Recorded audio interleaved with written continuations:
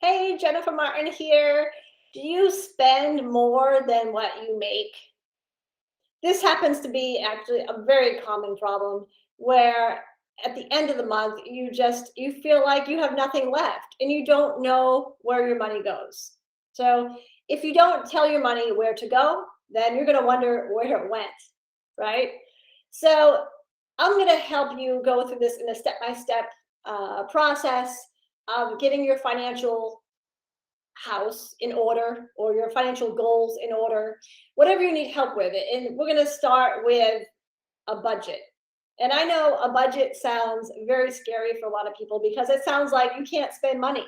And really, that's not what a budget is for. A budget is just so you know where your money is going.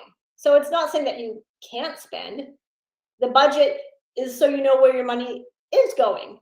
So let's say you want to take vacations or you want to do this, or you want to do that, that's fine. We just need to budget for that. We need to make a line item and put money towards it so we save up and we know, okay, we're going to spend this much when we go on vacation, or we're going to save up this much for, I don't know, summer camp or whatever it is. But that's what the budget is for. And it doesn't have to be scary and it doesn't have to be difficult.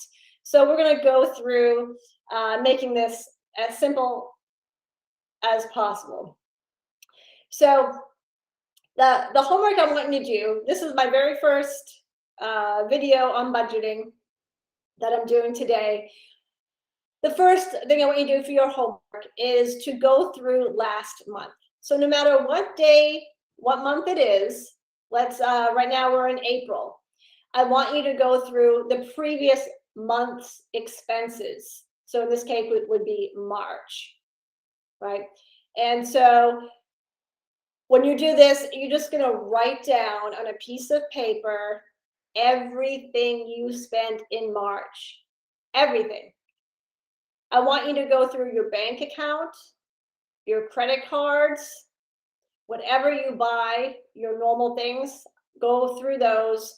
This is going to be the most difficult task, but we need to get this so we can get things in order. So we first need to know where we are or where we've been so we can know how to change things to get to where we're going. So the best way is to do this first. So take a piece of paper and I want you to add up all your dollars spent on groceries for the previous month, all your dollars added up for eating out for the previous month, all of your utilities. So we're not going to put that in just a utility. We're going to separate them out. You're going to separate out gas, electric, internet, cable. A lot of these may be standard monthly expenses that never change. That's fine. List them out and then add up the totals. So groceries, you're going to add up all the dollars spent. So go through, if you buy groceries on your credit cards, which is a no-no, but if you do, add those up, add up what you spent with your debit card, add up the total of your groceries, going out, stuff. If there's stuff you don't know what you bought, I mean, that does happen, right? You're like, oh my gosh, I have no idea what this money went to. Just put it in a miscellaneous category for now. But we need to put it down. We need to know what we spent. So you're going to write out that list of all your totals. And at the very top, you're going to write down your income for that month. So whatever your paychecks were, if you had 2 paychecks or 1, whatever that is, put that at the top. And then you're going to add up all your expenses. And then you're going to minus it and see what the bottom number is. Do you have money left over? Or are you negative? And if you're negative, it's probably you're spending some money that you don't have, which is most likely going to be on credit cards. So just write them all out. And I also want you to list out your credit cards and put your credit card balances next to each card. And then also the minimum payment, credit card totals, and then the minimum payment for each. Maybe you pay it off every month. I don't know. But there's a method here, right? So we're going to go through the process.